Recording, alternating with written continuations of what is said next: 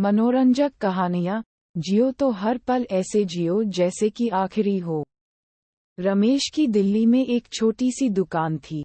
उसी दुकान में रमेश साइबर कैफे चलाता था। रमेश की शादी को अब 10 साल पूरे हो चुके थे। साथ ही एक बच्चा भी था, लेकिन जिंदगी में अब पहले जैसी रौनक नहीं थी। सुबह उठो, बस लग जाओ पैसे कमाने में। जिंदगी अब बहुत व्यस्त हो चली थी। एक दिन रमेश जब दुकान पर गया तो सोचा कि आज मैं शाम को थोड़ा जल्दी घर जाऊंगा। रोजाना रमेश 10 बजे दुकान बंद करता था, लेकिन आज 7 बजे ही दुकान बंद करके चल दिया। मन में सोच रहा था कि आज पत्नी से खूब बातें करूंगा, फिर खाना खाने बाहर जाएंगे, थोड़ा मन भी बहल जाएगा। रमेश जब घर पहुंचा तो श्रीमती उनको देखकर बड़ी खुश हुई। उस समय श्रीमती टीवी पर एक सीरियल देख रही थीं। रमेश ने सोचा कि जब तक ये सीरियल खत्म हो, क्यों ना कंप्यूटर पर मेल चेक कर लिए जाएं। बस यही सोचकर रमेश कंप्यूटर खोलकर बैठ गया। थोड़ी ही देर में श्रीमती ने टेबल पर ही चाय भी ला दी। रमेश चाय पीता हुआ दुकान का कुछ काम करने लगा। मन में बहुत खुशी थी कि अभी थोड़ी देर में बीवी से बात करूंगा और खाना खाने बाहर जाएंगे। टेबल पर काम करते करते समय का पता ही नहीं चला और 8 से 11 बज गए।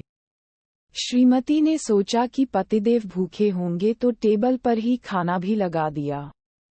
रमेश ने जब घड़ी में 11 बजते देखा तो सोचा चलो खाना खा लेते हैं, फिर थोड़ी देर नीचे पार्क में घूमने चलेंगे।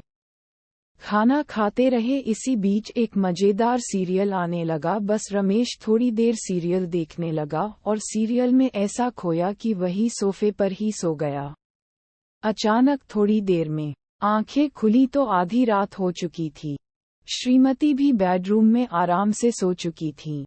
मन में बहुत ज्यादा अफसोस हुआ कि मैं क्या सोच के आया था कि आज गपशप करेंगे और खाना खाने बाहर चलेंगे, लेकिन समय ही नहीं मिला।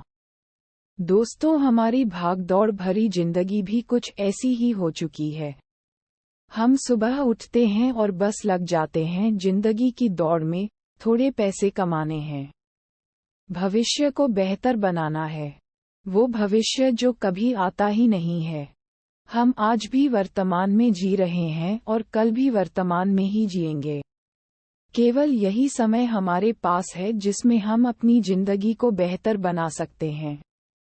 ना बीते समय पर आपका अधिकार है और ना ही आने वाले समय पर, लेकिन वर्तमान पर आपका पूरा अधिकार है। जिंदगी जी भर के जियो यारों, क्या पता कल हो ना हो।